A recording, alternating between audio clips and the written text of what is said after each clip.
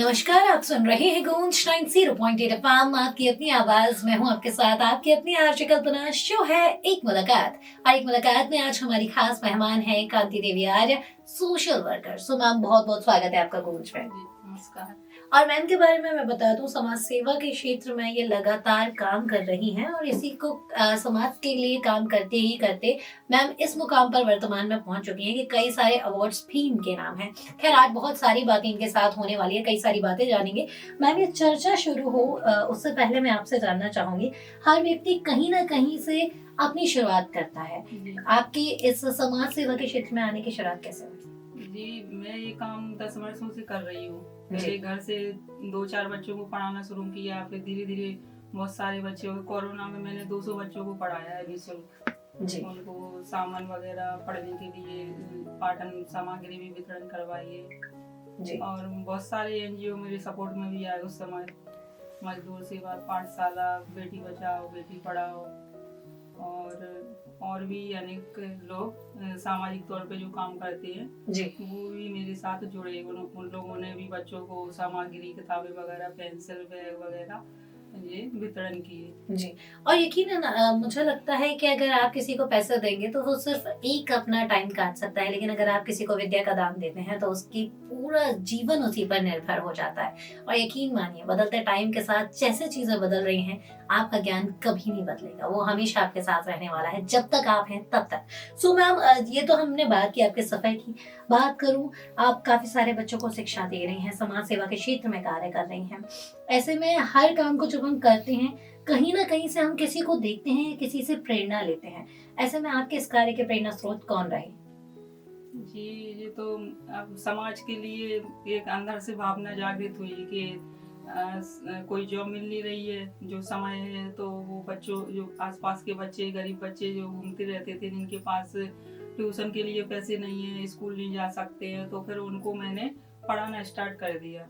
जी, और यकीनन मतलब आप जब आप अपने आसपास को, एनवायरनमेंट को लेकर सजग होते हैं ना, तो बहुत सारे ऐसे चेंजेस हैं जो आप खुद ला सकते हैं। भले वो चेंजेस आपके लिए छोटे छोटे हो, लेकिन आपके छोटे छोटे प्रयास से एक बड़ा परिवर्तन आ सकता है।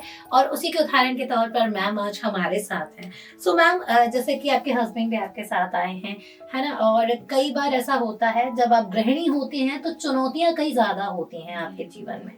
ऐसे में कितना सपोर्ट आपको आपके घर से रहा? वर्तमान में आपको क्या लगता है गृहिणियों को लेकर, जो कई बार सोचती हैं कि नहीं, हमें कोई परिवर्तन नहीं लाना, या हमारे एक अकेले से क्या होगा? तो ऐसी जो सारी बातें जो सारी स्त्रियां सोचती हैं, क्या कहना चाहेंगे उन्हें? नहीं, मुझे अपनी फैमिली का पूरा सपोर्ट मिला है। अपने हस्बैंड का, जहाँ मुझको जाना है ले जाते हैं, बच्चों को पढ़ाने में मदद की। कोई अवार्ड फंक्शन है तो मुझे लेके गए हैं जी। और बच्चे भी मेरी हेल्प करते हैं। झुग्गी झोपड़ी वाले बच्चों को पढ़ाने के लिए मेरे बेटी बेटा दोनों जाते थे। मेरी लड़की केंद्रीय विद्यालय में पढ़ती है जी, और ये बेटा बेटा भी साथ में काम करता है जी। और मुझे लगता है कि जब आप छोटी छोटी चीजों से शुरुआत करते हैं ना, तो एक बड़ा चेंज आपसे शुरू होता है। और एक बड़ा चेंज तब आता है जब आप अपने घर में उस चेंज की नींव रखते हैं। और जैसा कि मैंने बताया, उनके बच्चे भी उनके साथ हैं, तो यही तो परिवर्तन की नींव है। आगे चल के यही बच्चे और कुछ नया और कुछ बेहतर समाज के लिए करेंगे। और हम और आप समाज के तौर पर जिम्मेदार होने के नाते समझदार भी बनना पड़ेगा, क्योंकि हमारे और आपके द्वारा ही ये चेंज आएंगे। सो मैम, इसी चेंज के साथ एक और बात मैं आपसे जानना चाहूंगी। आप सामाजिक तौर पर कार्यरत हैं, लगातार संलग्न हैं इन कार्यों में, इसके साथ ही आप लिखती भी हैं। तो लिखने का विचार आपको कैसे आया? कई सारी टॉपिक्स पर आपने लिखा है, जिसमें अगर मैं ज्वलंत मुद्दे की बात करूं तो जो कोलकाता रेप केस हुआ था, उस पर भी आपने कई सारी चीजें लिखी हुई हैं। सो मैं जानना चाहूंगी, पहले तो लिखने का आइडिया कैसे आया, और फिर वर्तमान में अगर आपकी कोई कविता जो आप हमारे साथ शेयर करना चाहें। जी, लिखने का शौक मुझे बचपन से है। मैं बचपन से ही लिख रही हूँ जी। तो पहले गीत वगैरह लिखती रहती थी और कविताएं भी लिखती रहती थी, लेकिन अभी कोरोना में मुझे लेखिका के तौर पर पहचान मिली है अच्छी। बहुत सारी कहानियां भी लिख चुकी हूँ प्रतिलिपि ऐप पर, और आर्टिकल वगैरह भी लिखती रहती हूँ। मुझे न्यूज़पेपर में, दैनिक भास्कर में, पत्रिका पेपर में, सुरभि एक्सप्रेस, संस्कार न्यूज़पेपर, जयदीप पत्रिका और कवि उद्घोष ई पत्रिका आदि अनेक प्रमुख पत्रिकाएं, पेपर हैं, उनमें प्रकाशित होती रहती हैं जी। तो मैम आपकी कोई लिखी कोई कविता जो आप हमारे श्रोताओं और दर्शकों दोनों के साथ साझा करना चाहें? जी, अभी मैं मोमिता दास पर एक कविता सुना सकती हूँ। बिल्कुल। कितना दर्द सहती है, कितना दर्द सहती है, दर्द की पीड़ा कब तक बर्दाश्त करती। आखिर वो मारी गई, दूसरों की सेवा करने का संकल्प लिया, दूसरों की सेवा करने का संकल्प लिया, लेकिन खुद स्वयं को ना बचा सकी। बेटियों की सुरक्षा कहाँ सुरक्षित है, बेटियों की सुरक्षा कहाँ सुरक्षित है। हर पल घेरे में नजरें जुल्म करती हैं, हर पल घेरे में नजरें जुल्म करती हैं। कैसे जिंदा रहेगा यह, कैसे जिंदा रहेगा यह नारा, बेटी बचाओ बेटी पढ़ाओ, कैसे रहेगा ये हमारा नारा। अपने ही देश में जालिम गद्दार मिलते हैं, अपने ही देश में जालिम गद्दार मिलते हैं। कौन रोकेगा हैवानों की हैवानियत, अब तो पुलिस भी बेकार लगती है, अब तो पुलिस भी बेकार लगती है। कानून का डर ही नहीं अपराधियों को, कानून का डर ही नहीं अपराधियों को। भरोसा और इंसानियत की बातें कातिल बनती हैं। बेटियों को क्यों जन्म मिलता है इस जहां में, जहां मनचलों की गंदगी गुंडागर्दी चलती है। किस तरह उनके जिस्म को निचोड़ दिया, किस तरह उसके जिस्म को निचोड़ दिया, किस तरह उसके जिस्म को निचोड़ दिया, तन बदन की हड्डियों तक को तोड़ दिया। ऐसे दरिंदों को जिंदा आग में जला दो, ऐसे दरिंदों को जिंदा आग में जला दो। असमत लूटने वालों की रूह भी खाक में मिला दो। और बिल्कुल स्त्री सुरक्षा जो है मुझे लगता है आज के समय में सबसे ज्यादा ज्वलंत और जरूरी मुद्दा है, क्योंकि जब आप एक ऐसे सभ्य समाज में रहते हैं और वहां ऐसी कोई घटना सामने आती है तो वाकई में लगता है कि क्या हम सभ्य समाज कहलाने के लायक भी हैं। तो एक सवाल हम पे खुद पे आता है, सोचिए विचारिए और सामाजिक रूप से हम कितना सक्रिय हैं, कितने समझदार हैं, ये एक बड़ा सवाल है। सोचिएगा जरूर, क्योंकि बेटियां हमारे पास भी हैं, आपके पास भी है और सभी के पास भी है। आपके घर में माँ बहन या बहन बेटी किसी भी रूप में, हाँ, कहीं ना कहीं बेटियों से हम और आप घिरे हुए हैं। तो सोचने वाली बात ये हम सभी के लिए है, विचार करिएगा जरूर। So ma'am thank you so much. एक ऐसा ज्वलंत मुद्दा मुझे लगता है जिसमें समाज में बात करने की बहुत जरूरत है, चाहे बेटा हो या बेटी, सुरक्षा सबकी समान रूप से जरूरी है। सो जैसे कि आज हमने आपसे बात की कई सारी मुद्दों पे, एक और मुद्दे पे मैं बात करना चाहूंगी। समाज सेवा के क्षेत्र में आप कार्यरत है, शिक्षिका हैं, ऐसे में किस किस और तरीके से आप वर्तमान में समाज सेवा के कार्य में लगी हुई हैं? अभी मैं 50 बच्चों को निःशुल्क पढ़ा रही हूँ सागर ताल पर जी। तो अभी मुझे इस थाटीपुर में मॉडल कॉन्वेंट स्कूल है, वहाँ से 50 कुर्सियाँ निःशुल्क दी गई हैं बच्चों को बैठने के लिए।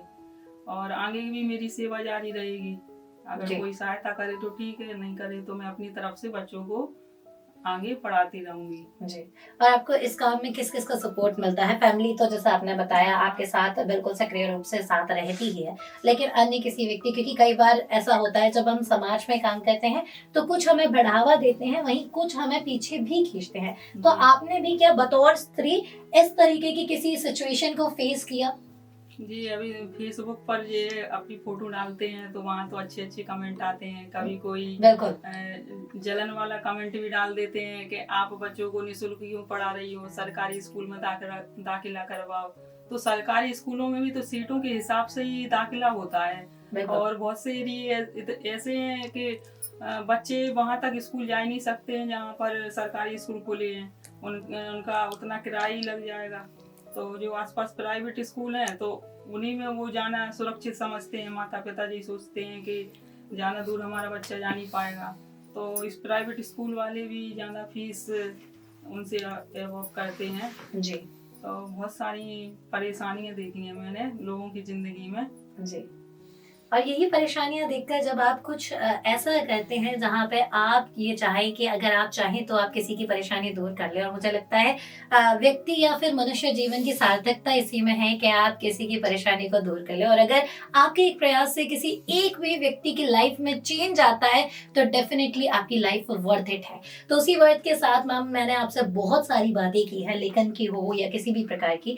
सो एक और बात मैं ये आपसे जानना चाहूंगी, बतौर महिला आप काम कर रही हैं, कई सारे बच्चों को पढ़ा रही हैं, ऐसी महिलाएं जो आपको सुन रही हैं उन्हें आप क्या कहना चाहेंगी? उन महिलाओं को मैं यही कहना चाहूंगी कि घर पर अगर गृहिणी भी है तो कुछ ना कुछ एक्स्ट्रा में एक्टिविटी करती रहें। अगर जॉब कर रही हैं तो वो भी ठीक है, लेकिन घर पे बच्चों की देखभाल कर रही हैं तो साथ में थोड़ा अपनी अंदर जो खूबी भरी है, हुनर भरा है, उसको बाहर निकालें, कहीं ना कहीं उसका इस्तेमाल जरूर करें। जी, और जितना आप क्रिएटिव बनेंगे, जितना आप अपनी प्रतिभा को निखारेंगे, उतना ही ज्यादा ये समाज के लिए भी और आप ही के लिए एक बेहतरीन सी अपॉर्चुनिटी लेकर आएगा। सो मैम आज हमने आपसे बहुत सारी बातें की, जाते जाते ग्वालियर से क्या कहना चाहेंगे? ग्वालियर के लिए यही कहूँगी मैं, ग्वालियर अपना अच्छा शहर है, बहुत बहुत सुंदर शहर है जी। यहाँ की धरोहर, किला, सभी यानी जो कुछ भी मिला है मुझे ग्वालियर ही, मुझे सम्मान, नाम, पहचान मिली है। और मुझे लगता है जो अटैचमेंट आपका जन्मभूमि और कर्मभूमि से होता है ना, उसकी तुलना आप किसी से भी नहीं कर सकते और वो कभी बदल भी नहीं सकता, क्योंकि कहते हैं ना जन्मी जन्मभूमिश्च। और जैसे आपका लगाव होता है वैसा ही लगाव बना रहना चाहिए, लेकिन इसी लगाव के साथ जिम्मेदार भी बनिए। ग्वालियराइट्स अपना शहर है, जिम्मेदारी अपनी है, स्वच्छता रखिए। और thank you so much ma'am, अमूल्य समय हमें दिया, आपका बहुत बहुत धन्यवाद, बहुत बहुत आभार। सो ग्वालियराइट्स, ये था एक मुलाकात में आज का सफर। अगले हफ्ते फिर होगी आपसे मुलाकात एक नए मेहमान के साथ, तब तक कहीं मत जाइए, सुनते रहिए कल्पना के साथ गूंज 90.8 FM, आपकी अपनी आवाज।